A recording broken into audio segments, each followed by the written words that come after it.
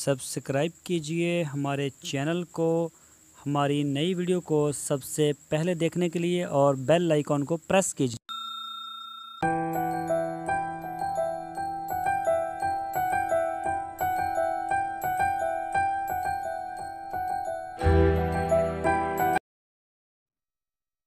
बिस्मिल्लाहिर्रहमानिर्रहीम। अस्सलामु अलैकुम मेरे दोस्तों, क्या हाल चाल हैं।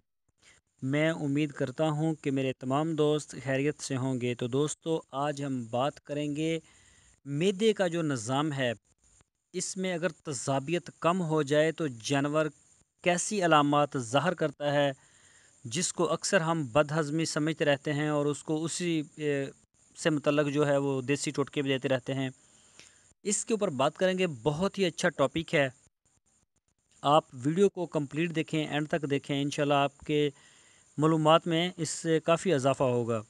तो सबसे पहले मैं अपना तारफ़ करवा दूं। मेरा नाम है तारक चौधरी और आप देख रहे हैं हमारा यूट्यूब चैनल DGF। तो दोस्तों, आपसे रिक्वेस्ट है, अगर आपने अभी तक हमारे चैनल को सब्सक्राइब नहीं किया तो हमारे चैनल को सब्सक्राइब कर लें। हमारी वीडियो को पसंद आए तो लाइक करें और इसको अपने दोस्तों के साथ फेसबुक और व्हाट्सएप में लाजमी शेयर करें।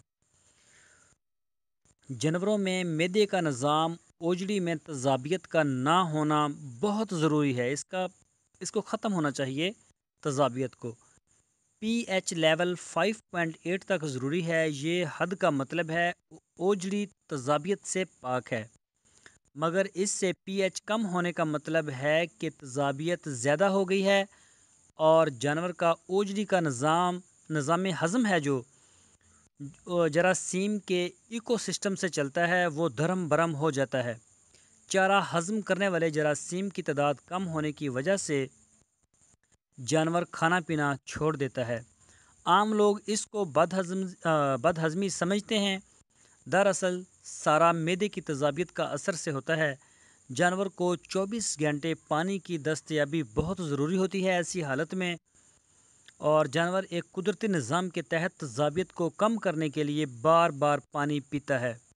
इसलिए बंधे हुए जानवर के लिए खुरली इस तरह बनाई जाए कि एक जाने उसके पानी हो और दूसरी जानब उसके सब्ज़ चारा हो, या फिर खुरली को में जो है वो एक मुनासिब अब टब या कोई बाल्टी वगैरह रख के उसमें ताज़ा और साफ़ सुथरा पानी डाल दें।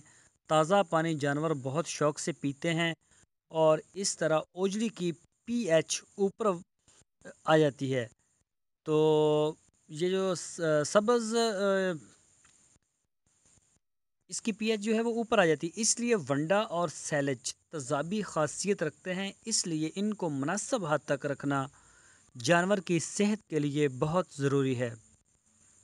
सैलेज के साथ 30 ग्राम मीठा सोडा या सोडा बाइकार्ब ज़रूरी है। सैलेज तेज़ाबी pH 4 रखता है, इसलिए इसकी तज़ाबियत को ख़त्म करने के लिए सोडे से बेहतर और अज़ाफ़ी कैल्शियम के साथ अल्फ़ा कार्बोनेट नई इजाद है।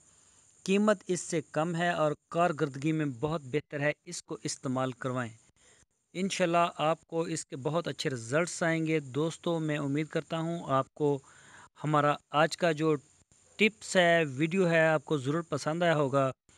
अगर पसंद आया है तो लाइक लाजमी करें और अपना और अपने जानवरों का ख्याल रखें। अल्लाह ताला उनको दिन दुगनी और रात चुगनी तरक्की नसीब फरमाए।